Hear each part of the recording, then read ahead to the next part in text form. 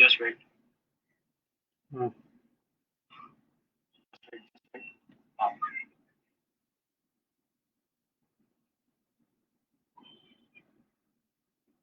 Live हो गया ना sir?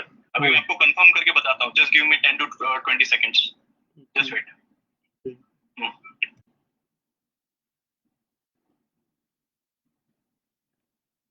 Perfect sir, आप लाइव हो अभी. ठीक है. हाँ, कुछ बोलिए ना सर, तो मुझे आपको ऑडियो सुनाई देगा. हॅलो, नमस्कार. आपण आजच्या कार्यक्रमात काही वाचणार आहोत. Just wait sir, just weight.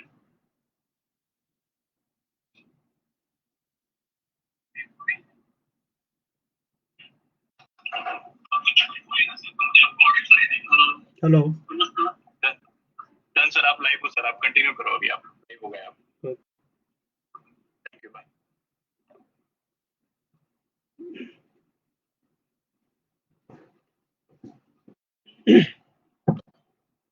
नमस्कार. शंकर शेष फाउंडेशनच्या या फेसबुक पेजवर मी श्रीकांत भोजेवार आपल्या सगळ्यांचं स्वागत करतो. आज मराठी भाषा दिन, कुसुमाग्रजांचं स्मरण आपण आजच्या दिवशी करतो.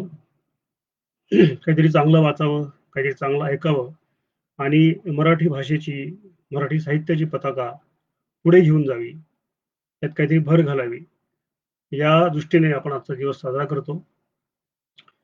काही लोकांना कल्पना असेल, काही लोकांना कल्पना नसेल.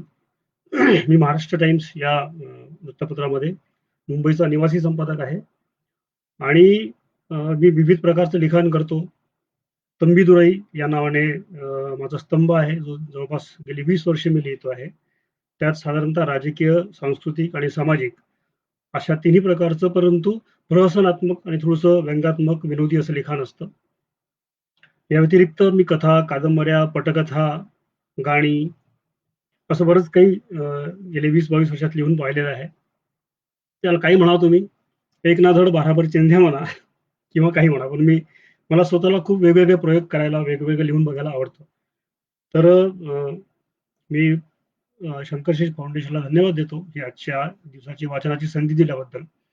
आणि मी आजच्या वाचनासाठी जे काही निवडलेलं आहे, एक कथा आहे आणि असे वेगवेगळे 2-3 प्रकार आहेत. माझं तंबीदुराई म्हणून मी जे लिखाण केलं त्याचे काही नमुने आहे, काही व्यक्तिचित्र आहे, एक कविता आहे, ज्याला आपण अंधाराचा आरसा असं जे टायटल मी आजच्या कार्यक्रमाला दिले, ती कविता आहे.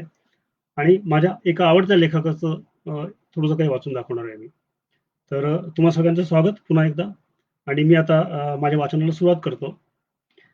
माझी गेल्या वर्षात 20-1 वर्षात मुख्यतः ओळख जी झाली आहे ती तंबीदुराई म्हणून झालेली आहे आणि त्यात खूप व्यंगात्मक लिखाण मी केलेलं आहे आणि बरचसं त्यातला जे राजकीय व्यंग आहे. तर त्या पार्श्वभूमीवर आणि आज शंकर शेष फाउंडेशन, हे शंकर शेष हे महान नाटककार हिंदीतले, तर हे आणि कुसुमाग्रजांचा आजचा दिवस राजभाषा मराठीचा, ही दोन्ही निमित्त साधून मी पहिला जो उतारा निवडलेला आहे आजच्या वाचनासाठी, तो हिंदी मराठी असं दोन्ही भाषांचा वापर मी ज्या लेखात केला होता असा लेख आहे. आणि हा लेख 2 फुले खाप या माझ्या सदरामध्ये आला होता, जे तंबीदुराई नावाने मी जे लिहितो त्यात. निवडणुकांच्या आसपासचा साधारणतः हे लिखाण आहे, त्याचा संदर्भ तुमच्या लक्षात येईल. आणि हिंदी आणि मराठी या दोन्ही भाषांना प्रणाम करून मी हे वाचन करतो. नमस्कार. तर पहिल्या लेखाचं टायटल आहे पहचान कौन. हॅलो, कौन? पहचान कौन? तू आहेस का रे भाड्या? मैं घर पे नहीं हूँ. काय को मजाक करती तू? घरीच तर आहेस. लैंडलाइन पे बोल रही है. अरे झूठ पण बोलता येत नाही तुला. तेरे को किससे बात करनी है? अरे तुमसेच करनी है. लई गोड बोलतेस तू. जा, झूठा साला. रख फोन. तुझ्याशी बोलायचं नाही मला. ए गुलाबो, मर गई तेरी गुलाबो. मर गई? फिर मेरा दिल कैसे धड़क रहा है? अरे आम्ही दोघं एकत्र मरणार होतो ना. फिर झूठ. तू रख फोन. धंधे का टाइम खोटा मत कर. ए, मैं तेरा धंदा हूँ. तेरा सब टाइम मेरे लिए है. हो, तुझ्या नावाचं कुंकू लावते आणि उपाशी पोटी विहिरीत जीव देते. तुझ्यासाठी पान घेऊन येतो असं म्हणून गेलास तू, आणि आज 4 महिन्यांनी तुला आठवण झाली. ए राणी. राणी नाही म्हणायचं मला. फिर क्वीन बोलू क्या तेरे को? ए मेरी कंगना राणावत. फिल्म देख के आया लगता है अकेले अकेले. तब मेरी याद नहीं आ रही तेरे को. किधर देखा? तेरे बगैर कभी पिक्चर देखा है क्या मैंने? ये देखा, एसीत बसून पिक्चर बघायला. एसीत? मटका लगा क्या तेरे को? हाँ. तेरे को कितनी बार बोला है मटका मत खेल. काय को नहीं सुनता है रे तू? फोन रख. मला बोलायचं नाही तुझ्याशी. गुस्सा हो गई? तेरी कसम, मटका नहीं लगाया मैंने. तुला राग आला की तुझ्या नाकाचा शेंडा लाल होतो. देख देख देख कैसा लाल हो गया. क्या लग रही है? तेरे को फोन पे दिखता है क्या? हाँ. तूने लाल साडी पहनी है. ती मी घेऊन दिली होती ना दिवाळीत. ती. मोठा आला लाल साडी घेऊन देणारा. मेरे को बोल, तेरे पास पैसा पैसा किधर से आया? किधर हात मारा तूने? पैसा? पैसे कुठेत माझ्याकडे? तुझ्या आवाजावरून कळतं मला ते. खिशात पैसा आला की तू 100 वेळा राणी राणी म्हणणार. मालूम मेरे को. बोल, किधर हाथ मारा? मिलती क्या शाम को? नहीं. ए राणी. रफीक भाई के दुकान के सामने रुकता हूं मैं शाम को. तू रातभर बसून राहा रफीक भाईच्या दुकानासमोर. मला काय करायचंय? बस क्या? कोई और मिल गया क्या तेरे को? तुला काय करायचं? तुझ्या भरोश्यावर राहिली तर रस्त्यावर येईन मी. राधाबाईला महिना दिला नाही तर ती ठेवणार आहे का मला? देख, अभी 15 दिन पैसा कमाने का है मेरे को. बाद में तू राधाबाई को गोली मार, हम दोनों भाग जाएंगे. किधर जाएंगे? वो बोलते ना, जिधर धरती और आसमान मिलता है उधर. बहुत शायरी की माँ बहन कर रहा है रे तू आज. पैसा आया किधर से? सांगितलं ना तुला, 15 दिवस कमाईचे आहेत. कुछ गलत काम तो नहीं कर रहा है तू? माझी शपथ है तुला. ए राणी. मर गई तेरी राणी. आधी जवाब दे. देख, जिंदगी में एक ही गलत काम किया, बस तेरे से प्यार किया. जा, मैं बात नहीं करती. फोन रख. तू रख ना. काय को? तूने किया है तू रख. पण आधी मला सांग, पैसा कुठून आला? वापस पाकिट मारणं सुरू कर दिया क्या? नाही ग राणी. हे बघ, मी सांगतो पैसा कसा आला. बोल. आज कौन सा दिन है? इतवार. तो सुन, आज है इतवार, अब की बार मोदी सरकार. मतलब? बोलता हूँ. मेरे को बोल, तेरा फेवरेट सिंगर कौन है? किशोर कुमार. तो सुन, मेरा फेवरेट किशोर कुमार. अब की बार मोदी सरकार. अरे पागल हो गया क्या तू? मेरे को बोल, रफीक भाई की दुकान 2 महीना बंद थी. क्यों? वो बीमार था. रफीक भाई पड़ा बीमार. अब की बार मोदी सरकार. जा, मैं फोन रखती. तेरे दिमाग का बैंड बज गया है. तेरे को बोलू, र को र लगाने का. एक लाइन लिखने की, उसके सामने अब की बार मोदी सरकार लगाने का. बस 20 रुपया मिल गया. 2 लाइन लिखने का 20 रुपया. हाँ. चल, कुछ भी. तेरी कसम. तेरे को मालूम, अपन को शायरी का शौक है, तो तुक्के लगा लगा के पैसा किया. फिर मोदी वाले की इलेक्शन मीटिंग में जाने का. खाना पीना और ऊपर से 200 रुपया. गाड़ी में बिठा के लेके जाते. क्या रे, कार्यकर्ता बन गया क्या तू? हो. भाडोत्री कार्यकर्ता. हो. एक दिन मोदी का काम, फिर दूसरे दिन कांग्रेस वाले का. हर हाथ शक्ति, हर हाथ तरक्की. ऐसा बोलने का, पैसा लेने का. एक दिन बोलने का मोदी हमारा नेता है, दूसरे दिन बोलने का राहुल हमारा नेता है. तेरे को मालूम है एक बात? क्या रे? मेरी फोटो आई पेपर में. सच्ची. त्या दिवशी मोदीचं भाषण होतं. एक जन मेरे पास आया, बोला ये पकड़ो. उसने वो चाय बनाने का बर्तन होता है ना, वो दिया मेरे हाथ में. स्टोव के ऊपर खाली बर्तन पकड़ा और फोटो खींचा मेरा. वो आया पेपर में. 500 का नोट दिया उसने मेरे को. झूठा. भगवान तेरे को नरक में भी जगह नहीं देगा. तू है ना मेरे साथ, तू रहेगी तो जगह दे देगा. आज किसी का भाषण नहीं है, फिर 15 दिन मेरे को टाइम नहीं मिलेगा. कितना महीना हुआ है हमको मिलकर? कुछ तो बोली. 4 महीना हुआ. हमको मिले हुए महीने 4. अब की बार मोदी सरकार. हे गुलाबो, तू भी शायरी करने लगी. I love you. रख फोन, मेरे को बहुत काम है. ए बस क्या, बात करना. टाइम नहीं है मेरे पास अभी. लाल साड़ी पहनकर शाम को जाना है रफीक भाई की दुकान के सामने. लव यू. हा एक नमुना होता. 2 फुले खाप किंवा दीड दमडी या माझ्या सदरात ज्या पद्धतीचं लिखाण मी करतो, त्यातलं हे लिखाण होतं. आता एक कथा वाचतो माझी. कथा थोडी वेगळ्या धाटणीची आहे. अर्थात असं प्रत्येकाला वाटत असतं आपली कथा वेगळ्या धाटणीची आहे. तर कथेचं शीर्षक आहे क्षुल्लकची कॉमेडी. क्षुल्लकची कॉमेडी. लेखक झोपून उठला. त्याला चार चौघांसारखं सकाळी सकाळी जावं लागतं, तसं जाऊन आला. त्यालाही चार चौघांसारखा सकाळी सकाळी चहा लागतो. त्यासाठी तिने बायकोला आवाज दिला.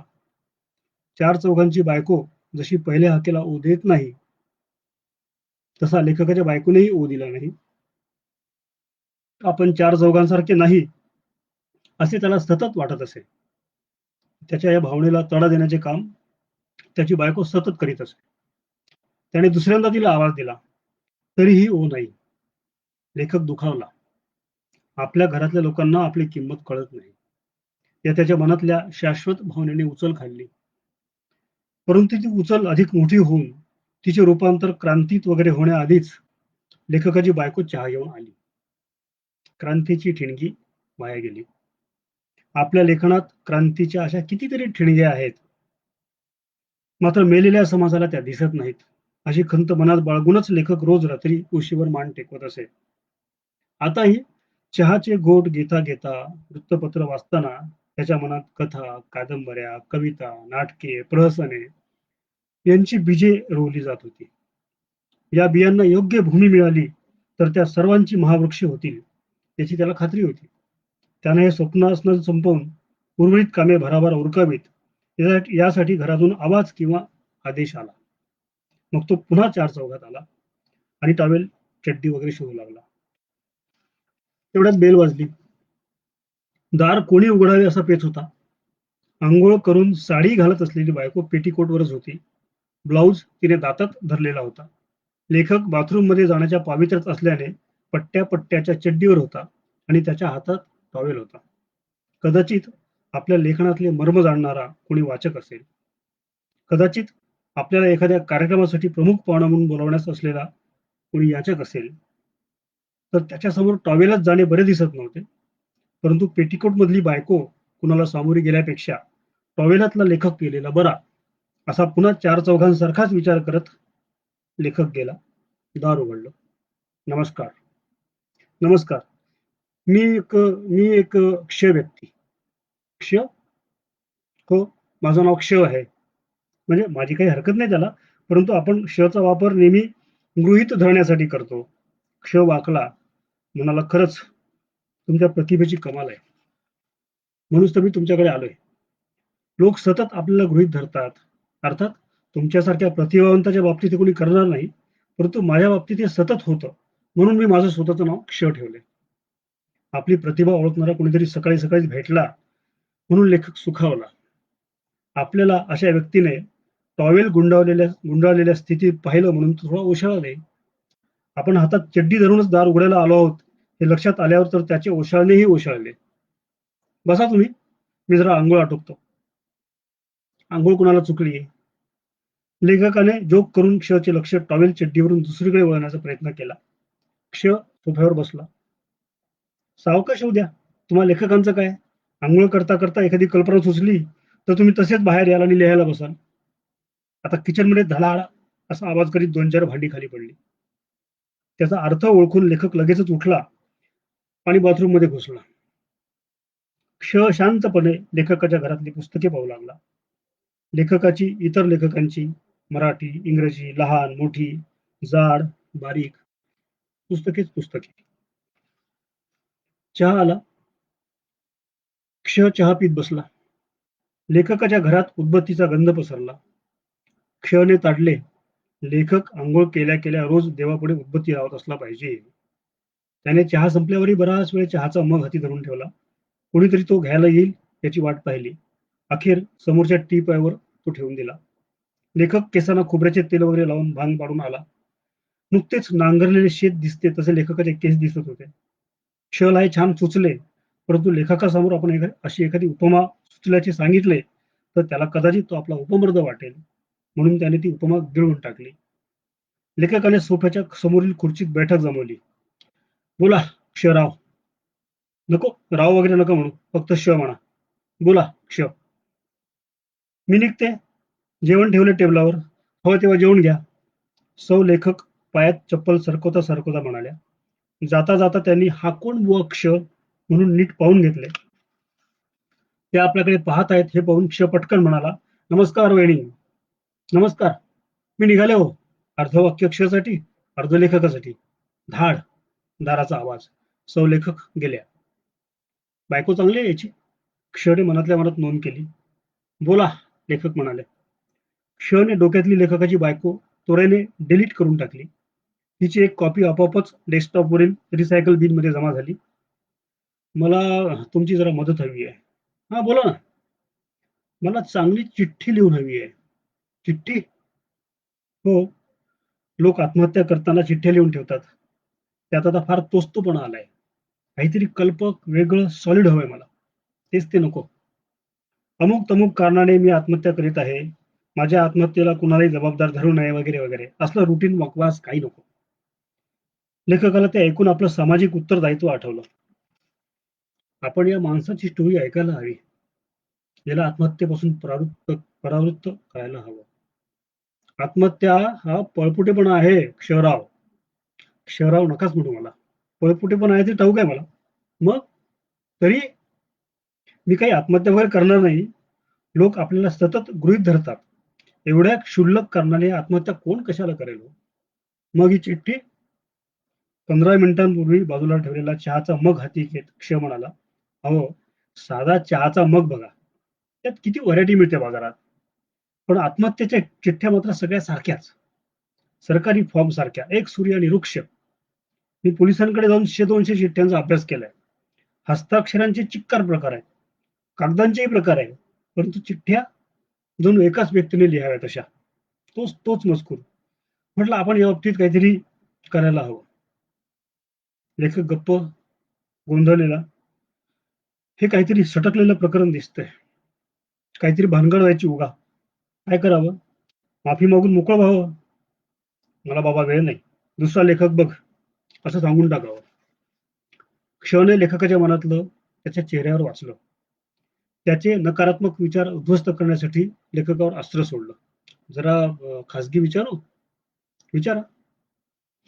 एका पुस्तकाचे किती मिळतात हो तुम्हाला?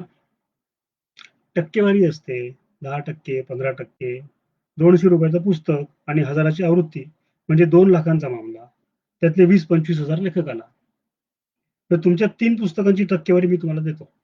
एका चिठ्ठीसाठी. ही घ्या. संपूर्ण आगाऊ रक्कम.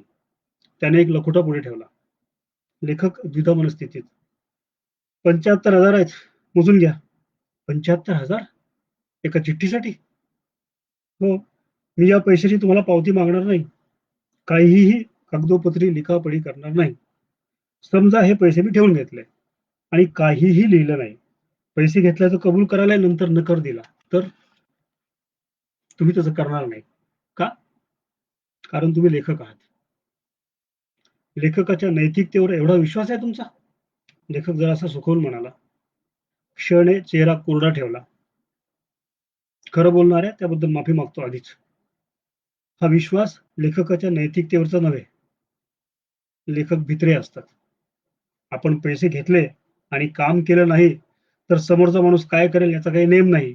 याची त्याला भीती वाटते. यावर माझा विश्वास आहे. तुमची मला भीती वाटावी असं काहीही घडलेलं नाही गेल्या अर्ध्या तासात. घडलंय. काय? आत्महत्येची चिठ्ठी लिहून मागतो म्हणजे हा वेडा असला पाहिजे, याचं काहीतरी सटकलेलं असलं पाहिजे, असं तुम्हाला 18 मिनिटांपूर्वी वाटलं होतं. वेडी माणसं काही करू शकतात अशी भीती त्यानंतर वाटणं साहजिक आहे. आता ती वाटली नसेल तर मी तुमच्या घरून गेल्यानंतर तुम्ही माझा विचार कराल ना तेव्हा ती वाटेल. लेखक मनात सरकला. त्यानं अद्याप न उघडलेलं पाकिट क्षकडे परत ढकललं. मी नाही लिहिणार. तुम्ही दुसरा लेखक शोधा. क्षणे परत लेखकाकडे ते पाकिट ढकललं. माझी तुम्हाला विनंती आहे. तुम्हीच हे काम करावं. पण मीच का? कारण तुम्ही तुमच्या 14 कादंबऱ्यांमध्ये मिळून मृत्यू हा शब्द एकूण 864 वेळा लिहिलाय. आत्महत्या शब्द 843 वेळा लिहिलाय. मृत्यू या विषयावर आतापर्यंत तुम्ही जे चिंतन विविध कादंबऱ्यांमधून केलंय त्याचे शब्द होतात 78,557. लेखक थक्क झाला. त्यानं पाकिट जवळ ओढलं, हाती धरलं, काही काळ ते चाट पडलं आणि म्हणाला, किती दिवस लागतील लिहायला ते नाही सांगता यायचं. क्ष उठला. ते मी कुठे विचारलंय तुम्हाला? मी निघतो. धन्यवाद. वहिनीला नमस्कार सांगा आणि चहा छान झाला होता ही सांगा. वहिनींचं नाव घेता घेता रिसायकल बिन मध्ये टाकली गेलेली लेखकाची बायको काही क्षण डेस्कटॉपवर येऊन पुन्हा डस्टबिन मध्ये निघून गेली. क्ष बाहेर पडला. लेखक विचारात पडला. प्रकरण पुढचं. चित्रकार चित्रकार कितीतरी वेळ कॅनव्हासकडे पाहत उभा होता. रंगात बुडवलेला ब्रश त्यानं हाती धरलेला होता. तो सुकून गेला. त्यानं तो खाली टाकून दिला. इटालियन मार्बलच्या चमकदार लादीवर एका पत्र्यावर वेगवेगळ्या रंगाची अस्ताव्यस्त डबकी. त्यापैकी एका डबक्यात तो ब्रश पडला. ब्रश पडल्यानं आजूबाजूची 3-4 डबकी रंगीत प्रवाहानं जोडली गेली आणि रंगात रंग मिसळले. चित्रकारानं खुंटीला टांगलेली जीन्स पॅन्ट चाचपून बेन्सन अँड हेजेसचं पाकिट काढलं. त्यातून एक सिगारेट काढून ओठात धरली आणि लायटरसाठी खिसे चाचपू लागला. ते खिशात सापडलं नाही तेव्हा त्यानं माचीस शोधायचा प्रयत्न केला. तीही सापडली नाही तेव्हा तो किचनमध्ये गेला. तिथल्या लायटरनं गॅस पेटवला आणि त्यावर सिगरेट पेटवली. 4 झुरके घेतले तेव्हा त्याला परत हुरूप आला. तो पुन्हा कॅनव्हास समोर जाऊन उभा राहिला. 4 दिवसांपासून तो असा कोऱ्या कॅनव्हास समोर उभा होता. काहीही उमटत नव्हतं. रंगांच्या ट्यूब पिरघळून वाया गेल्या होत्या. यापूर्वी असं कधी झालं नव्हतं. त्याला अचानक पोटातून ढळून निघू लागलं. काहीतरी बाहेर पडतंय असं वाटू लागलं आणि काल रात्रीपासून आपण काय काय चटर बटर अरबट चरबट पोटात ढकललं ते तो आठवू लागला. तो असं काहीतरी आठवत असताना अचानक सगळं काही उलटून बाहेर आलं. अत्यंत वेगानं तो सगळा प्रवाह बाहेर आला आणि त्याला काहीही कळायच्या आत तो लादीवर इतस्ततः पसरला. रंगांच्या डबक्यावर पडला, ब्रशवर पडला आणि सगळीकडे शिळ्या अन्नाचा वास पसरला. तो धावतच बेसिनकडे गेला. घशात बोटे घालून त्याने सगळं ओढून बाहेर काढलं आणि मोकळा झाला. डोळ्यात आलेलं पाणी पुसत त्यानं ओलं कापड घेऊन कॅनव्हासकडे धाव घेतली आणि तो थबकला. रंगांचे ओघळ, उलटीचा ओघळ, सगळं काही एकत्र येऊन रंगांचे विविध आकार तयार झाले होते.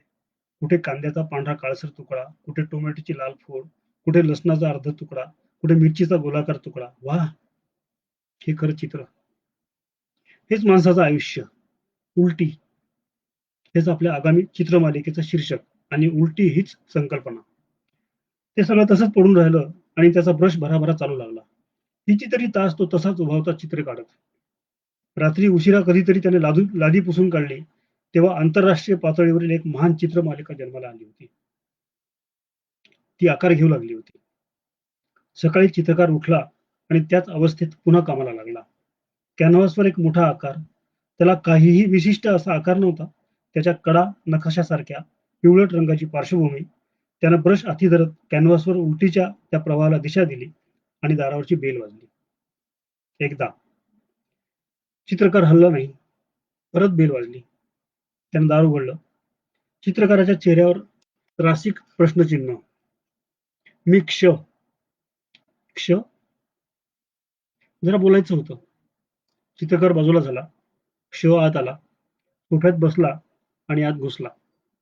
सोफा चांगलाच नरम मऊ होता. चित्रकार त्याच्या पुढ्यात जमिनीवरच बसला. बोला. मी क्ष. हो, ते झालंय ना सांगून. तुम्हाला माझ्या नावाचं आश्चर्य वाटलेलं दिसत नाही. खरं सांगायचं तर वाटलं.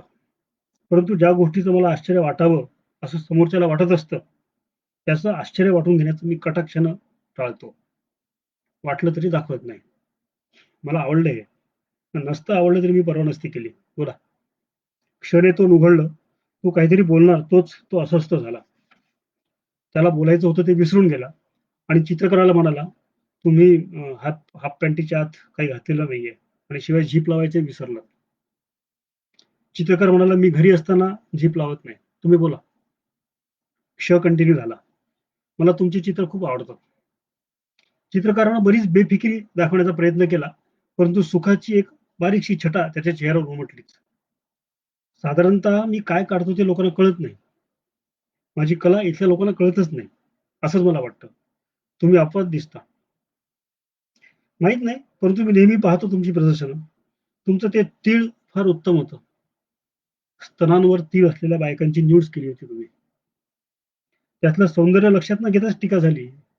एका स्त्री संघटनेच्या अध्यक्ष म्हणाल्या, की लिंगावर तीळ असलेल्या पुरुषांची न्यूड्स का नाही करत तुम्ही? मला ती आयडिया भयंकर आवडली आणि मी तो विषय जाहीरच करून टाकला. 8 चित्र झाली आहेत, तसे पुरुष मॉडेल्स मिळायला हवेत ना. मग अचानक क्षकडे रोखून पाहत चित्रकार म्हणाला, तुमच्या क्ष चटकन म्हणाला, नाही, नाही, नाही. खरं तर मला माहिती नाही. म्हणजे मी कधी निरीक्षण केलेलं नाही. चित्रकार हळहळला. आपण दार्जिलिंगला जाऊन चहाचे मळे पाहतो, पण आपल्या जवळचं हे पाहत नाही. क्ष गप्प राहिला. आता आपण आपलं काम सांगितलं पाहिजे म्हणून त्याने विषय बदलला. राहून राहून त्याचं लक्ष चित्रकाराच्या उघड्या झिपकडे जात होतं. चित्रकाराच्या ते लक्षात आलं. तो उठला. त्यानं आत जाऊन एक टॉवेल आणला आणि मांडीवर पसरून ठेवला. मला लघवीला जावं लागतं सारखं सारखं. परत परत उघडझाक नको म्हणून मी बंदच करत नाही. तुम्ही बोला. तुमच्या त्या तीळ मालिकेत एक स्त्री होती, डोळे मिटलेली. त्या चित्राला तुम्ही पॉइंट टू बी नोटेड असं शीर्षक दिलं होतं. मला ते फार विचित्र वाटलं. चित्रकारानं क्षकडे यावेळी वेगळंच पाहिलं. आता मी जी मालिका करतोय ना, तिचं शीर्षक आहे उलटी. क्ष चमकला. उलटी ही अनेकदा मृत्यूची निदर्शक असते. असते तसं नाही, पण असते ही, असूही शकते. मला वाटतं की उलटीमुळे आकार, रंग, रंगसंगती, पोत यांची जी विविधता मिळते ना, तिच्याकडे आपण फार दुर्लक्ष केलंय आजवर. काल मला साक्षात्कार झाला. उलटी म्हणजे आपलं असं काहीतरी आतलं आहे, जे सतत बाहेर येण्याचा प्रयत्न करत असतं. ते बाहेर येईल याची आपल्याला सतत भीती वाटत राहते आणि एकदा का ते बाहेर येऊ लागलं, की मग मात्र त्याचा थोडासाही अंश आपल्या आत राहू नये म्हणून आपण धडपडतो. बोट घालून त्याला बाहेर काढतो आणि आपण जे काही आत घेतो, परंतु पचवू शकत नाही, ते म्हणजे उलटी. माणसाची उलट तपासणी म्हणजे उलटी. पचवणं हे काही केवळ खाण्याच्या बाबतीत नसतं. आपण एक केलेली एखादी कृती, आपण घेतलेला एखादा निर्णय, आपल्या वाट्याला आलेले भोग, आपल्या वाट्याला आलेली माणसे, यातलं जे जे काही आपल्याला नको असतं, जे जे काही बाहेर टाकून देण्याची आपली इच्छा असते, ते सर्व म्हणजे उलटी. म्हणून मी तिला उलट तपासणी म्हणतो. मी तिचाच शोध घेणार आहे या चित्रमालिकेतून. क्ष अगदीच भारावून गेला. परंतु आपल्या मूळ हेतूकडे त्याचं लक्ष होतं. भारावले पण दूर सारत तो म्हणाला, तुम्ही हे फार छान सांगितलं बुवा. मी आयुष्यात आजवर 100 वेळा तरी उलटी केली असेल, पण आता तुम्ही जे सांगितलं, ते माझ्या डोक्यात नाही आलं कधी. चित्रकार म्हणाला, अहो तुम्हीच कशाला? आपल्या भारतात किमान 5 लाख चित्रकार असतील आणि जगात 5 कोटी असतील. त्या सर्वांनी कितीतरी वेळ उलटी केली असेल, परंतु कोणाच्याही डोक्यात ही कल्पना आली नाही आजपर्यंत. माझ्या तरी कुठे आली ती आजपर्यंत. चित्रकार पुरेसा खुश झालेला आहे हे पाहून क्षणे आपला हेतू बाहेर काढायला सुरुवात केली. तुम्हाला साधारण किती मिळतात एका चित्राचे? 10,000 पासून 10 लाखांपर्यंत किती मिळतात? तुम्ही मला हेच विचारायला आला होतात का? नाही, नाही. तुम्हाला एका चित्राचे 1 लाख रुपये मिळतात, असं गृहीत धरून मी तुम्हाला 3 चित्रांचे पैसे देतोय. परंतु तुम्हाला तर चित्रकार चमकला आणि म्हणाला, तरी तुम्हाला ते टिळस्थानयुक्त चित्र कधी विकणार नाही मी आणि तसंच्या तसं आता दुसरं काढू शकणार नाही मी. मला ते नको हो. मग हे 3 लाख कसले? मृत्यू. हे असेल चित्राचं शीर्षक. या शीर्षकाचं चित्र तुम्ही करायचं माझ्यासाठी. अशी कोणीतरी सांगितलेली चित्र मी करत नाही. क्षणे आपल्या हातातलं पुडकं पुढे ठेवलं. 3 लाख आहेत. मी करणार नाही. तुम्ही पैसे घेऊन जा परत. मोजून बघा 3 लाख. चित्रकार मांडीवर ठेवलेल्या टॉवेलशी खेळू लागला. बेल वाजली. मग कुणीतरी लॅच की फिरून दार उघडलं. जीन्स टी शर्ट घातलेली एक मुलगी घरात शिरली. थेट किचनमध्ये. क्ष मनात म्हणाला, हिला पाहिल्यासारखं वाटतंय. चित्रकारानं मग आटोपतं घेतलं. बरं, मी प्रयत्न करतो. क्ष उठला, दारापर्यंत गेला. मनातलं बोलून टाकायचं ठरवून परत वळला. हिला पाहिल्यासारखं वाटतं. त्या पॉइंट टू बी नोटेड मध्ये हीच मॉडेल होती का? चित्रकार म्हणाला, हो, पण त्या चित्रात हिचा चेहरा दिसलाच नव्हता. तुम्ही कशावरून काही अंदाज बांधता का? क्ष निघाला. किचनमध्ये तीळ, चित्रकाराच्या मांडीवर टॉवेल. चित्रकारानं दार खूपच लवकर बंद केलं असं क्षला वाटलं. ते खरंच होतं. तीळवाली मुलगी मनातून डिलीट होईना. जणू रिसायकल बिन फुल व्हावे.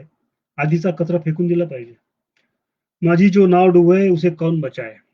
रिसायकल बिन जो कचरा फेके उसे कौन उठाए. भाग तिसरा. आता गायक. गायकाने डोळे मिटले, आलाप घेतला आणि तो चकित झाला. त्याला वाटलं की आता जसा पंचम लागला होता तसा यापूर्वी कधीच लागला नव्हता. आपल्या उभारीच्या दिवसातही कधी लागला नव्हता. त्याने अपेक्षेने बायकोकडे पाहिलं. बायको मेथीची जुडी सोडत होती. वाह, काय कोमल गंधार लागला आज. हा दैवी क्षण पुन्हा येणे नाही. गायक बायकोला म्हणाला. मेथीच्या जोडीत म्हणे पाणी कमी आणि काड्या जास्त, फसवतात मेले. बायको म्हणाली. गायकाने डोळे मिटले, चीज आळायला सुरुवात केली. गिरीधर मोरे कौन नगर तू जान बसे. बायको उठली, गायकाच्या जवळ आली. तो गिरधर मोरे कुठं गेला त्याचा पत्ता लागला की सांगा मला. मेथीची भाजी कांदा परतून करू की मुगाची डाळ घालून करू. तुमरो चाकर राह तकत है कंठन बीच प्राण फसे. गिरधर मोरे कौन नगर तुम जान बसे. किचन मध्ये मेथीला झणझणीत फोडणी बसली. त्याचे कण हवेत पसरले, गायकाच्या नाकपुड्यापर्यंत पोहोचले. ठसका लागला. त्या ठसक्याने त्याचे प्राण कंठाशी आले. बेल वाजली. बायकोने की होल मधून पाहिलं आणि म्हणाली, सुपारी दिसते, आज जा. गायक आत गेला. बायकोनं दार उघडलं. मी क्षमा वगैरे मागायची काही गरज नाही. पंडितजी येतीलच आता, बसा. मी क्षमा मागत नाहीये, माझं नाव मग घेणार की तुमची विनोद बुद्धी चांगली दिसते. 30-40 वर्ष गाणं आहे का, तुमची पण होईल चांगली. बसला. आईस पाईस सोफा, गालीचा, सगळं भरजरी. फक्त बाईचा स्वर तेवढा काटेरी. गायक आत गेले. आधी साध्या अंडरवेअरवरच गात बसले होते. आज जाऊन त्यांनी गायकाला शोभेल असा कुर्ता वगैरे घातला. कानात अत्तराचा बोळा खूप असला. कपाळावर कुंकाची रेघ उडली. पानाच्या डब्यातलं एक पान काढून दाताखाली सरकवलं. शॉल दोन्ही खांद्यावर नीट ओढून घेतली. बैठकीच्या हॉलमध्ये आले. नमस्कार. मी क्षमा वगैरे कसली हो, पण असं फोन न करता कोणी येत नाहीत ना हल्ली. मी पण असेच फसले हो पंडितजी, त्यांचं नावच आहे. आतून बायको खरखरीत सुरात म्हणाली. गायकाने जरा उत्सुकतेने कडे पाहिला आणि मग म्हणाले, शाळेत असताना कधीतरी गणिताच्या वर्गाला चा उच्चार केला होता. नंतर मग सोडून सा धरला, तो कायमचाच. मी तुमच्या जवळपास सर्व मैफली ऐकल्या आहेत. ज्या प्रत्यक्ष ऐकल्या नाहीत त्यांचं रेकॉर्डिंग मिळून ऐकलंय. गायकाला हे ऐकायची सवय असावी. मी हल्ली मैफली करत नाही हो.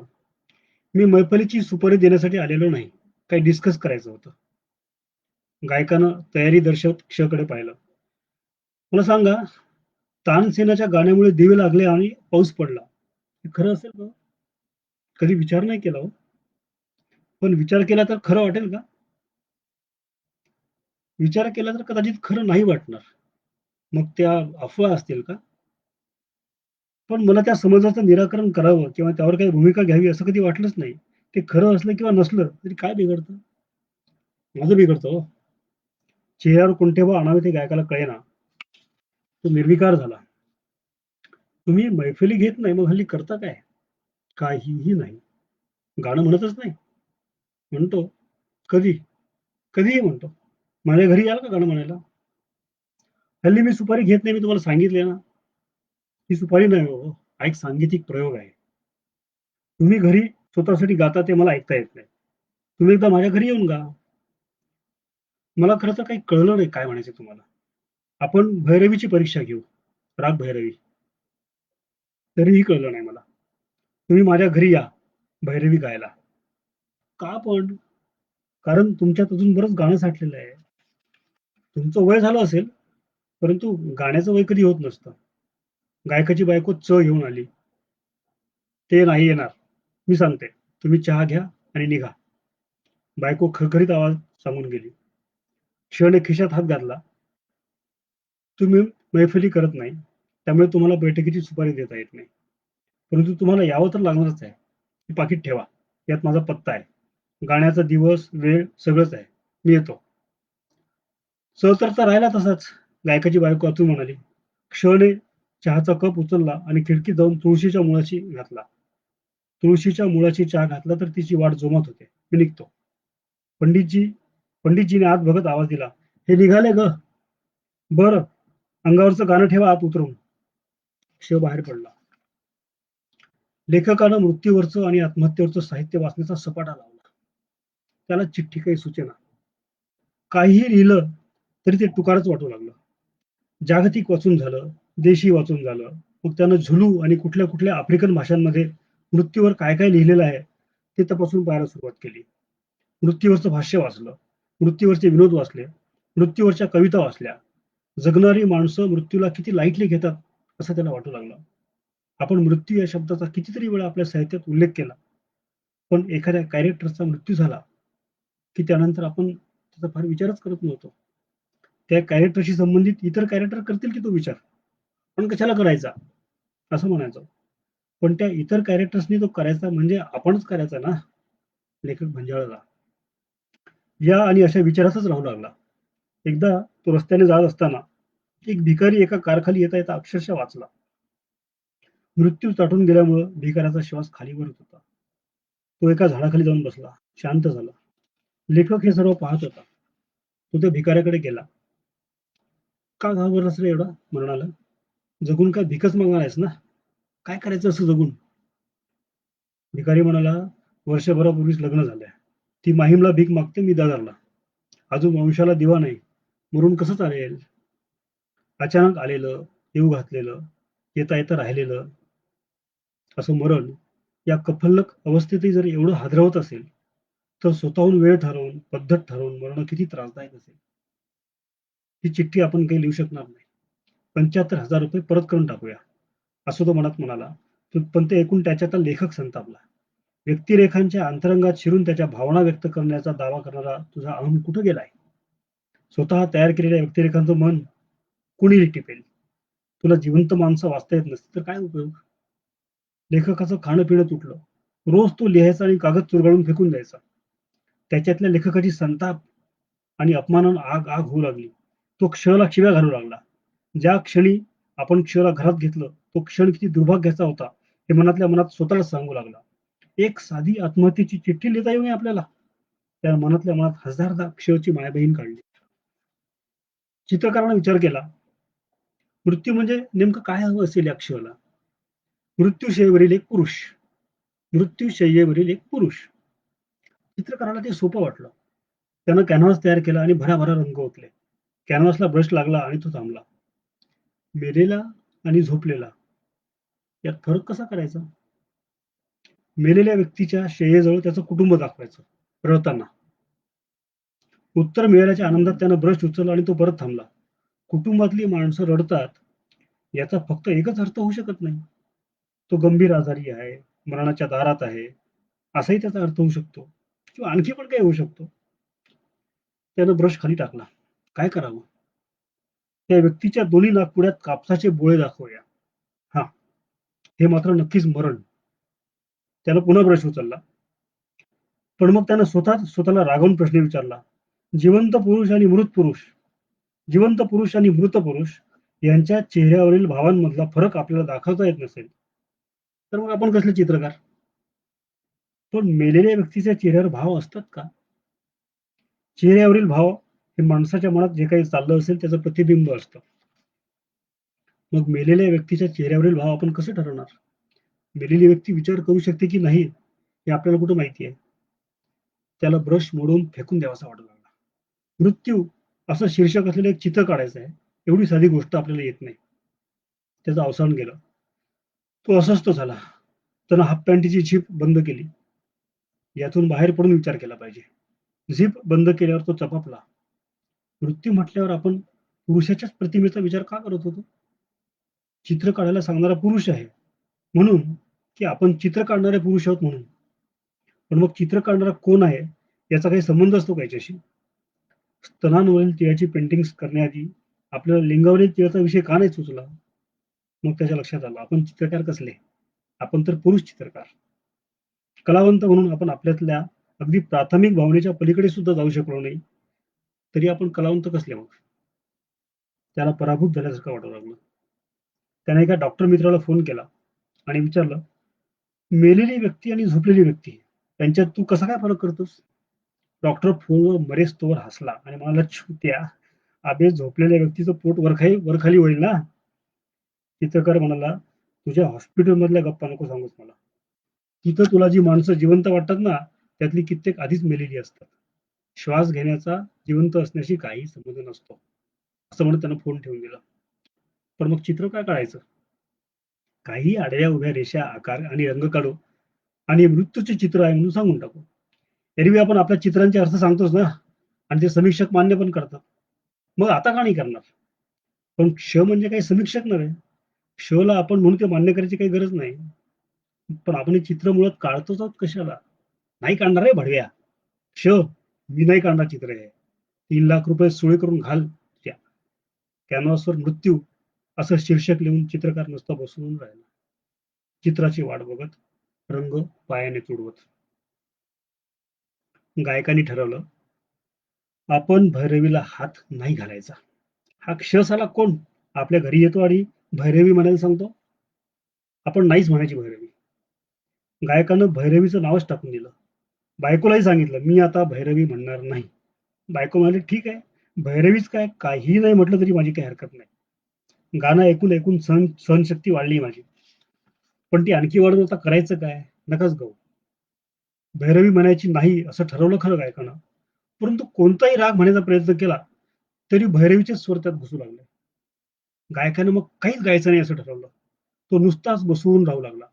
गुडघे उंचावून आणि त्याभोवती हाताची मिठी घालून बोटात बोटे फसवून तो बसला. बायकोनी चहा आणला. घ्या, तरी घ्या. गायकाने रागारागाने चहाचा कप घेतला आणि तुळशी जाऊन ओतला.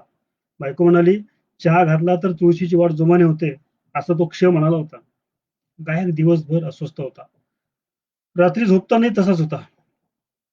लघवीला लागली म्हणून तो उठला, तेव्हा दुसऱ्या दिवसाचा पहिला प्रहर सुरू झाला होता. त्याला उठल्या उठल्या काय आठवलं असेल तर भैरवी. पहिल्या प्रहराचा राग. त्याची झोप उडाली. तो अंथरुणातच उठून बसला आणि त्याला साक्षात्कार झाला. आपण गेले काही दिवस तोंड न उघडता मनातल्या मनात भैरवीच गातो आहोत. गाण्यासाठी तोंड कुठं उघडावं लागतं? गायक मनातल्या मनात नेहमी गात असतोच. जे प्रत्यक्ष गाता येत नाही तेही मनात तो अनेकदा गाऊन टाकत असतो. भैरवी सतत सुरूच आहे मनात. हरामखोर साला क्ष. भैरवी पेरून गेला. मैफलीचा शेवट करणारी भैरवी. हिला कोणी पहिल्या प्रहराचा राग केला कोणास ठाऊक. हा तर अखेरचा प्रहर आहे. कोमल ऋषभ, गंधार, दैवत आणि निषाद सगळे स्वर कंठाशी दाटीवाटीने उभे होते. मनाने गळ्याला लावलेले बंध तोडून बाहेर पडू पाहत होते. गायकाला राहवलंच नाही.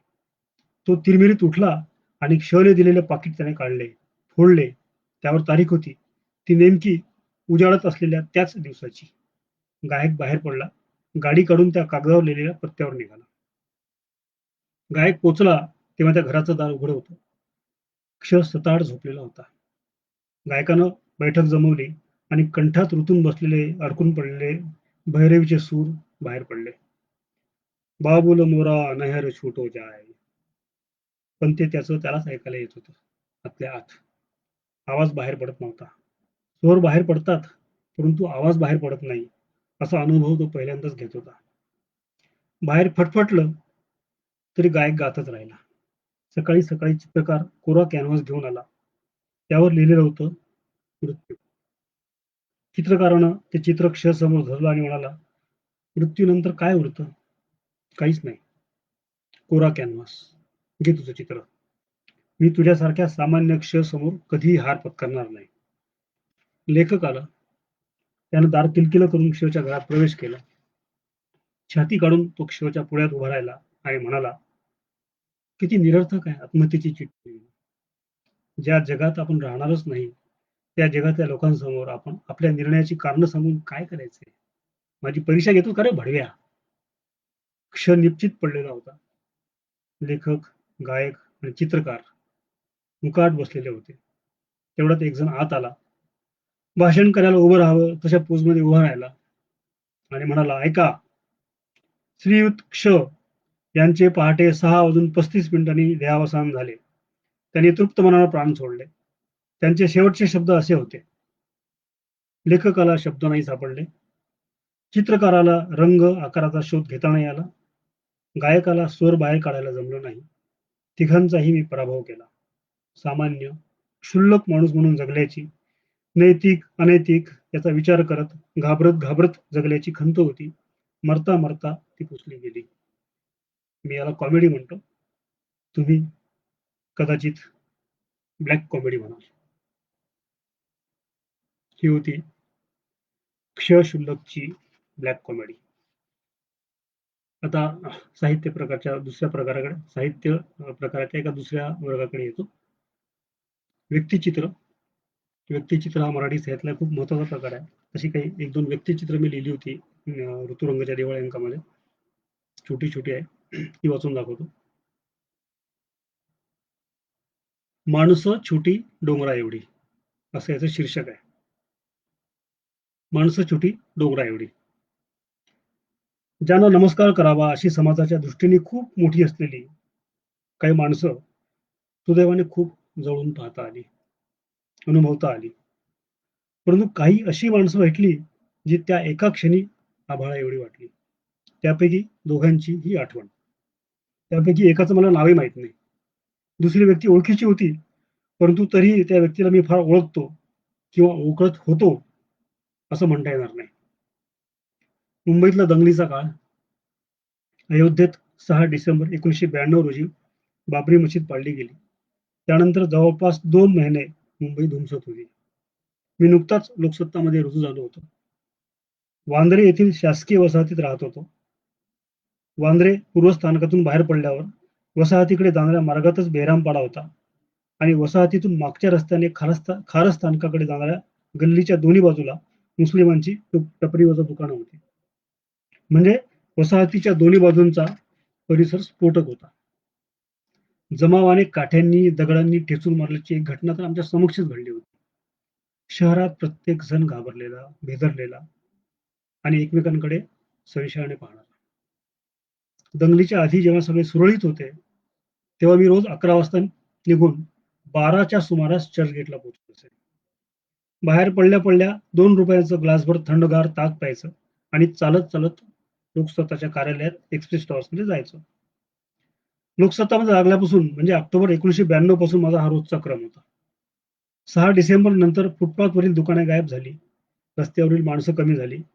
सशस्त्र पोलीस, लष्करांच्या फलटणी यांनी रस्ते ओसंडून वाहू लागले. फुटपाथवरील पथाऱ्या पसरत गेल्या.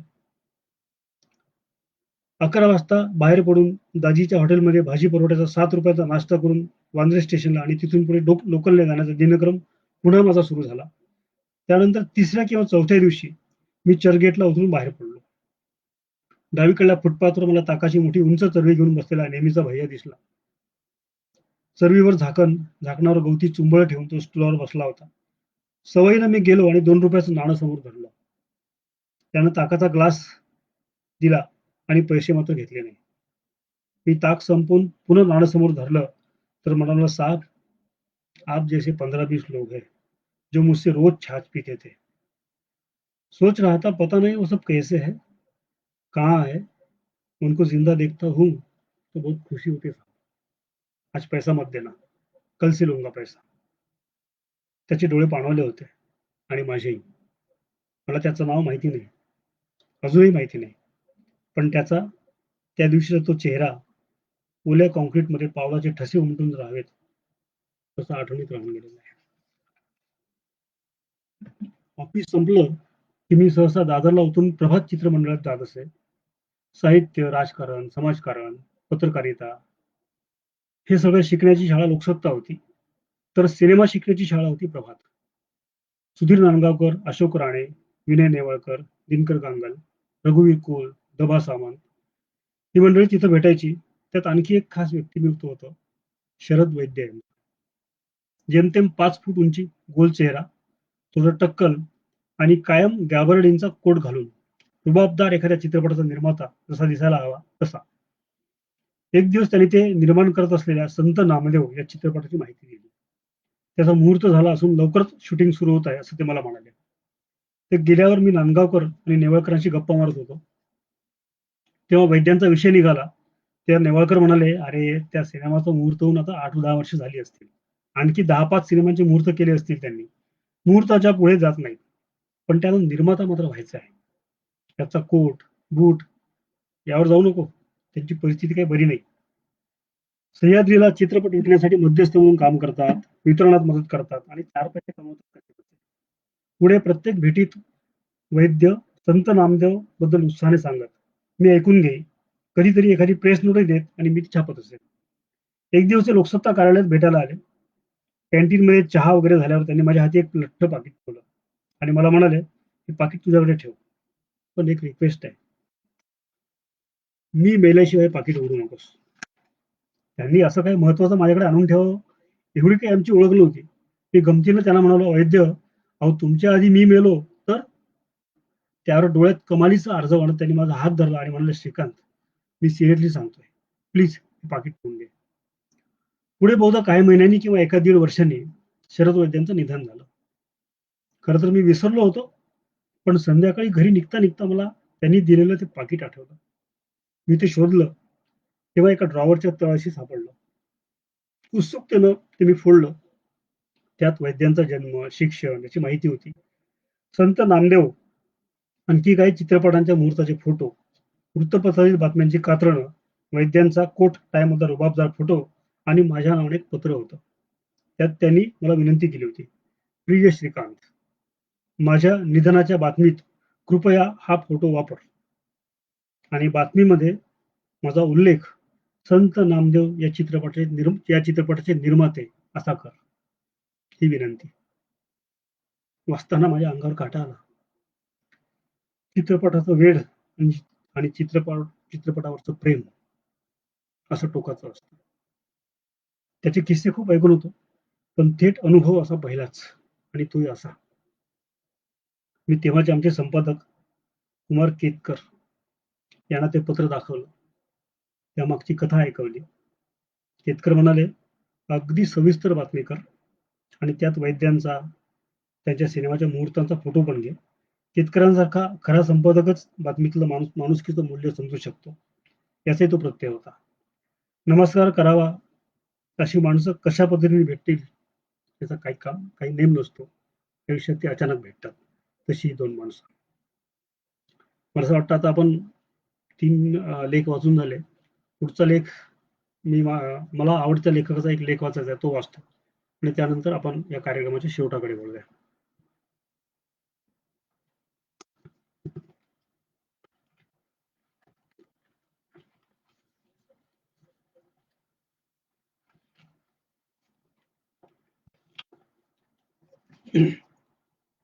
मराठीत उत्तम साहित्याचा प्रचंड खजिना आहे.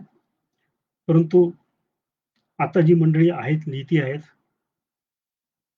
त्याच्यामध्ये माझा आवडता लेखक आहे अरुण खोपकर.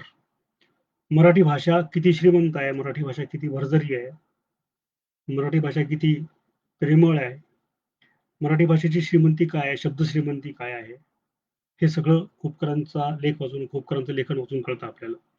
खोपकरांना इंग्रजी येते, खोपकरांना मराठी येतं, खोपकरांना हिंदी येते, खोपकरांना रशियन येते, खोपकरांना फ्रेंच येतं. अशा 6, 7, 8, 9 भाषा शिकल्यानंतर त्यांची मराठी भाषा बिघडलेली नाहीये. ती तेवढीच सुंदर आहे, किंबहुना अधिक सुंदर होते दिवसेंदिवस. तर त्यांचं एक पुस्तक आहे, चित्रव्यूह नावाचं. त्यात त्यांनी दिग्दर्शक ऋत्विक घटक यांच्यावर लिहिलेला एक छोटासा लेख आहे, तो वाचतो आणि मग या कार्यक्रमातला आपण शेवटचा भाग घेऊया.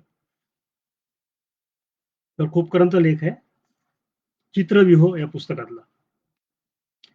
साल 1974, महिना फेब्रुवारीचा, वेळ दुपारची, कॅम्पस फिल्म इन्स्टिट्यूटचा, पाऊस वळवाचा, उन्हं कललेली, राखी ढगांच्या कळा चमकवत आलेल्या सूर्यकिरणांनी उंच वृक्षावरच्या पानांवरून रेंगाळणाऱ्या आणि विसावलेल्या पावसाचं थेंबाचं प्रकाश कणिकात रूपांतर केलं होतं.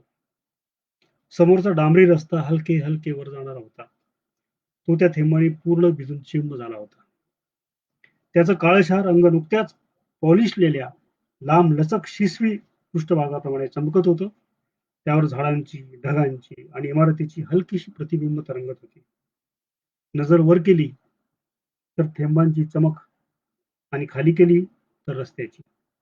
डोळ्यात मंद तेज साठवत हळूहळू पावलं टाकत मी हॉस्टेलच्या दिशेने वाटचाल करत होतो. दुपारचा सन्नाटा होता. रस्त्यावर फारशी वर्दळ नव्हती. पावसाच्या थेंबांचे आवाज ऐकू येत होते.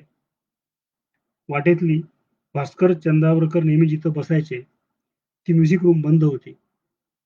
नाहीतर तिथे भास्करला गाठून या प्रकाशाचा मूड जपणारी, या पावसाला साजेशी एखादी बंदिश ऐकता आली असती. करीम नाव नाही, तो मिया मल्हार आहे. फार वजनदार आणि घनदाट राग आहे. गौड मल्हार. मल्हारातल्या एक एक बंदिशी आठवायला लागलो. अचानक मनात गेल्याच आठवड्यात ऐकलेली आमिर खान साहेबांची मेघमधली बरखा ऋतू आई चमकली. तिच्यातल्या संथ आलापात पावसाच्या पहिल्या पावलांची लय होती. कंपनात थेंबाची चकमक होती. पायांच्या घुमाऱ्यात मेघगर्जनेचा दुरस्त ध्वनी होता आणि खासाहेबांचा आवाज. मला आमिर खान साहेबांची श्याम गोस्वामी या माझ्या मित्राच्या घरी काही वर्षांपूर्वी ऐकलेली बैठक आठवली. श्यामचं काळबादेवीचं घर हे बडा मंदिराच्या हवेलीतच होतं. ते तिथलेच पुजारी. त्यांचं घराणं हे वल्लभाचार्यांचं. श्यामचं कुटुंबही त्यांचे वंशज. त्यांचं घर ही एक ऐसपैस पसरलेली वस्तीच होती. तिथं देवालय होतं. श्यामच्या एकत्रित कुटुंबातल्या सर्वांना राहण्याची जागा होती. फुलमंडई सजवणारे उत्तम माळी होते. किशनगड शैलीत काम करणारे चित्रकार होते. हवेली संगीत गाणारे गायक होते. चंदनाचा वास तिथे नेहमी दरवळत असायचा. शिवाय गुलाब जलाचा गंध येणारं जलसाघर होतं. 150 वर्षाच्या या सभागृहात कोणा श्रेष्ठ कलावंताची हजेरी लागली नाही असं नाही. तिथे अच्चन महाराज नाचले होते. विलायत खान साहेबांनी, रविशंकरांनी सतार वाजवली होती. कृष्णराव शंकर पंडित गायले होते आणि तीरखवा खान साहेबांनी तबला वाजवला होता. या कृष्ण मंदिरात हिंदू मुस्लिम सर्वांनी हजेरी लावली होती. इतकंच नव्हे तर कव्वालीचे कार्यक्रमही झाले होते. ध्रुपद, धमार आणि हवेली संगीत हे तर घरातलंच होतं. त्या भिंतींनी इतकं संगीत ऐकलं होतं की तिथे सभागृहात प्रवेश करताना आपण नतमस्तक होऊन त्या वस्तूकडे पाहत राहायचो. श्यामचे वडील रक्तवर्णी किनखापाने आच्छादलेल्या चांदीच्या आसनावर बसले होते. काही वयस्क मंडळी सोफ्यावर आणि श्याम आणि मी विशीत होतो तेव्हा खाली जमिनीवर. आम्ही अगदी पुढे जाऊन बसलो. खासाहेबांपासून बसायच्या जागेपासून 5-6 फुटाच्या अंतरावर. खासाहेबांना मी पहिल्यांदाच पाहत होतो. त्यांचा जाड भिंगाचा चष्मा, त्यांची गंभीर पण मधूनच मंद स्मिताने प्रकाश होणारी मुद्रा पाहून हा एखादा विद्वान किंवा कवी असावा असं वाटलं. श्रोते येत होते. बैठक घरची असल्याने फार लोक नव्हते. पण जवळजवळ प्रत्येक जण खासाहेबांना आणि एकमेकाला ओळखत असल्याने वातावरणात एक स्नेहाची ऊब होती. तंबोरे लागत होते. होणाऱ्या नमस्कार चमत्कारातून खासाहेबांचं लक्ष सुरांकडे होतं. एकाग्र चित्ताने त्याचा चढउतार ऐकत होते. साथीदारांना सूचना देत होते. शेवटच्या अगदी सूक्ष्म ट्युनिंग करता त्यांनी तंबोरा हातात घेतला. उत्तम गायकाला तंबोरा लावताना ऐकणं आणि पाहणं हा संगीतातला एक महत्वाचा अनुभव असतो. लागणाऱ्या तंबोऱ्याभोवती नादाचं एक वलय बनत असतं. पण हवेत तरंगणाऱ्या धुपासारखं ते जरासं इतस्ता पसरत असतं. मग जसजसा तंबोरा लागतो आणि त्यातले ओव्हरटोन्स ऐकू येतात तसं तसं त्या नादवलयाचं तेजस्वी केंद्र जाणवू लागतं. आणि या केंद्रावर जेव्हा गायकाचा सूर अचूक स्थिरावतो तेव्हा ध्वनीच्या नाभीतून बाहेर पडणाऱ्या आणि उमलत जाणाऱ्या कमलातून एका नवीन जगाची सुरुवात होत असते. खासाहेबांनी गायला सुरुवात केली. त्यांचे डोळे मिटलेले होते. त्यांच्या शरीराचे आतून येणाऱ्या ध्वनिलहरीमुळे जे काही हेलकावे दिसत होते तितकंच. बाकी प्रेक्षकांकडे लक्ष नव्हतं. क्वचित कौशल्याने समेवर आल्यावर तबलजीकडे आणि प्रेक्षकांकडे बघून मंद स्मित करायचे तेवढंच. स्वतःचं गायन संपूर्ण तल्लीन होऊन ऐकणारा गायक मी पाहिला नव्हता. जणू काही ते श्रोत्यांकरता गातच नव्हते. ते अल्लाहकरता गात होते. त्यांच्या गाण्यात मैफिलीचा आवेश नव्हता. संगीत साधनेच्या अत्यंत खासगी अनुभवात ते प्रेक्षकाला सामील होऊ देत होते इतकंच. त्या दुपारच्या पावसात फिल्म इन्स्टिट्यूटच्या आवारात चालत असताना माझ्या कानात मला सतत ऐकू येत होती ती खासाहेबांची मेघ रागातली चीज बरखा ऋतू आई. माझ्या खोलीत सोनीचा एक सुंदर टेप रेकॉर्ड होता. भास्करच्या कृपेने खासाहेबांच्या त्यावेळी बाजारात आलेल्या सर्व लॉंग प्लेइंग रेकॉर्ड्स मला टेपवर मिळाल्या होत्या. मी खोलीत शिरल्याबरोबर खासाहेबांच्या मेघ रागातला बरखा ऋतू आईची टेप लावली. त्या टेपमध्ये ललत होता, हंसध्वनी होता, मारवा होता. मी ती जरा मोठ्यानेच लावली. माझी छोटीशी खोली भरून तो आवाज आजूबाजूच्या परिसरात सांडला असावा असं मला वाटत होतं. बाहेरच्या अचानक आणि अनपेक्षित पावसाकडे पाहत मी ते संगीत ऐकत होतो. मेघ संपला तेव्हा खोलीच्या दारावर टकटक ऐकू आली. मी मनातल्या मनात कोण बला आली अशा विचारात दार उघडलं. केतन मेहता दारात होता. त्याने इशाऱ्याने आत येण्याची इच्छा दर्शवली.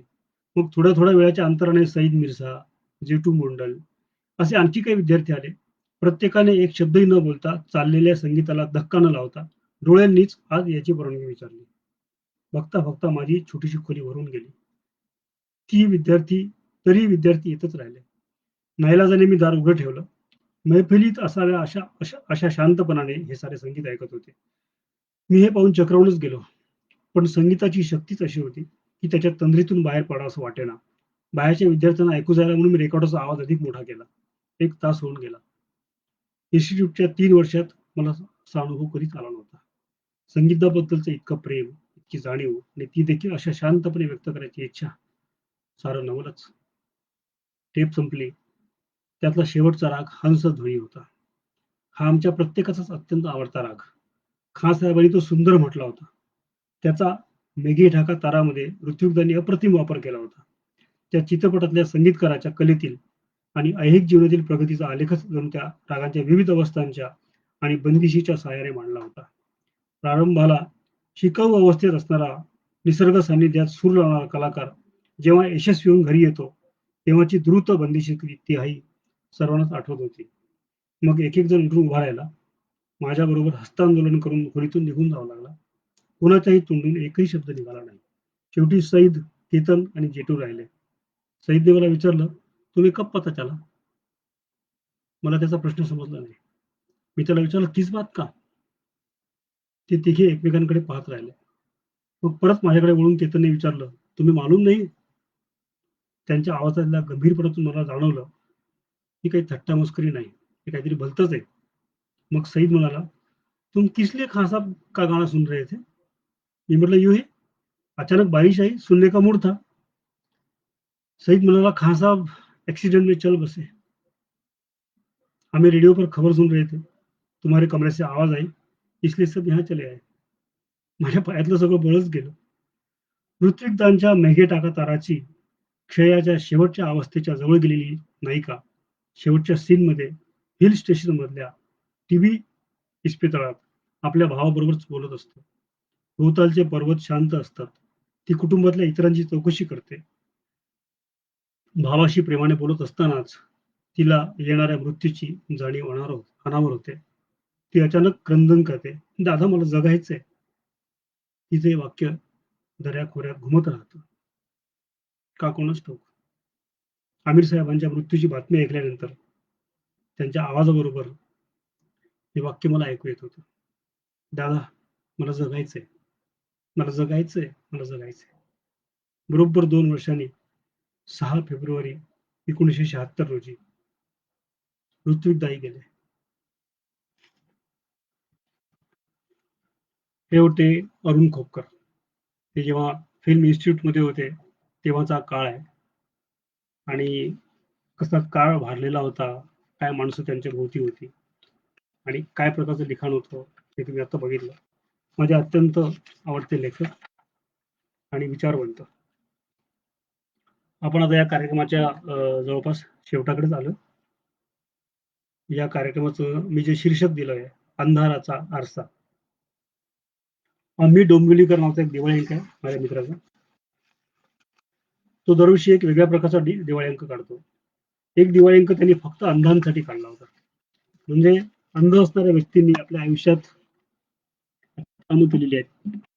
अशी कामं करणारी अंध माणसं आहेत, अशा निवडक अंध व्यक्तींना घेऊन त्यांनी तो अंक केला होता. आणि त्या अंकाची प्रस्तावना मी लिहावी. सुरुवातीला मी काहीतरी लिहावं अशी त्यांची इच्छा होती. मला असं वाटलं आपण फार छोटे आहोत या अंधांपुढे. म्हणजे डोळ्याने दिसत नसून या माणसाने एवढी अचाट कामं केली आहे. आपण कोण लागून गेलो यांना काही सांगण्याविषयी? काय प्रस्तावना करणार आपण? तेव्हा मी जो विचार केला आणि असा प्रयत्न केला की आपण अंधांच्या भूमिकेतून काहीतरी लिहावं. तेव्हा मी एक कविता लिहिली होती प्रस्तावना म्हणून. त्या कवितेचं शीर्षक आहे अंधाराचा आरसा. ती मी आता वाचतो आणि मग आपण या कार्यक्रमाचा शेवट करूया कवितेनेच. अंधार. डोळे मिटलेले असले तरी अंधार, डोळे उघडे असले तरीही अंधार. डोळे मिटल्यावरचा अंधार म्हणजे मिट्ट काळोख. डोळे उघडल्यावर त्या मिट्ट काळोखावर एक प्रकाशाचा थर साचतो. पण तो थरही फक्त जाणवत असेल, दिसत नसणारच. काहींनी कधीतरी थोडा प्रकाश पाहिलेला असतो, रंग पाहिलेले असतात आणि त्याच्या साठवलेल्या स्मृतींमधून त्या रंगांची कल्पना ते डोळ्यांपुढे रंगवत असतीलही. कारण रंग दिसले नाहीत तरी कल्पनेत रंग भरण्यास कोणाची ना नसते. काहींनी रंग कधीच पाहिले नसतील, त्यांना रंग म्हणजे काय हेच माहिती नसेल. जे कधी पाहिलंच नाही त्याची कल्पना कशी करणार? पांढरं म्हणजे काय, लाल म्हणजे काय, हिरवा रंग कसा असतो, गुलाबी काय असतं, त्यांना हे प्रश्नच कळत नाहीत. तर उत्तर काय देणार? त्यांच्या दृष्टीने स्पर्श आणि गंध हेच त्यांचे डोळे. मग इतरांकडून ऐकून ऐकून माहिती झालेल्या रंगांची कल्पना ते स्पर्श आणि स्मृती यांच्यातून करत असतील आणि त्यातूनच जन्माला येत असतील त्यांचे रंग. तळलेल्या मिरचीचा खमंग वास हिरवा असतो. स्पर्शातून फुलणाऱ्या नाजूक भावनांचा रंग गुलाबी असतो.